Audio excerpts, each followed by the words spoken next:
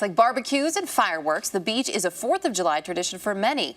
But a new report on clean beaches shows 2010 had the second highest level of beach closings in more than 2 decades. And that can have a devastating effect not only on your weekend holiday plans, but of course a huge economic impact on the communities that rely on your dollars and on tourism. CBS News business and economics correspondent Rebecca Jarvis is back with us again. So this is really rough this year for an increasingly large number of communities. Yeah, it is rough for an increasingly large, and it's the second worst year in terms of beach closures in the last 21 years. And really, a lot of that has to do with, I think this is your question, but a lot of it does have to do with the Gulf oil spill. And that's specific. So we're talking about those beaches specifically along the Gulf after last summer. So they're still feeling the impact of that. They are. 170 million gallons of oil flowed into the Gulf as a result of the BP oil spill. It affected 1,000+ miles of shoreline. And in particular, it really hit the likes of Louisiana, Alabama, Mississippi, and Florida. Those were the worst impacted, but Louisiana was #1. Well, and it was really tough, too, because for so many of these areas, you mentioned Louisiana, of course, Florida, all of those areas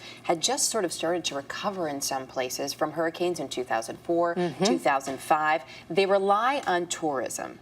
How much is this affecting the economy there? It's been a huge impact on the local economies, in particular for Louisiana. Their Department of Tourism estimates that the losses as a result of the spill could exceed $295 million by 2013. That is a huge number. Alabama has seen its beach traffic go down 41%. Mississippi has seen traffic go down, and in particular Mississippi, for example, they rely on revenue from the gambling industry, and that they've lost more than $100 million they expect from all of this. Wow. What are some of the other factors that could put a beach on this worst list? Well, in addition, obviously, to oil, there's the contamination factor from regular pollution, the type of thing that we see every single day in this country, the runoff from rainwater, in addition to that human and animal waste. And these are things, you know, it sounds nasty. It can actually translate to significant diseases, things like respiratory problems, flu-like symptoms, and it's worse when you're a senior citizen or a child and you have an immune system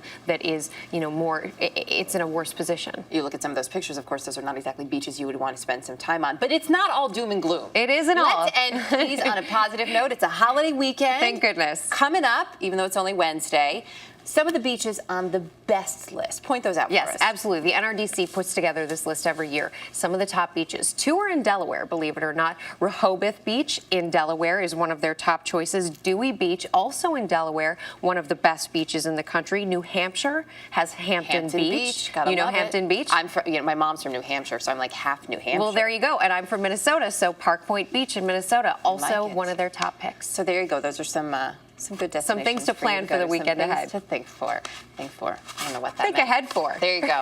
Rebecca, thanks.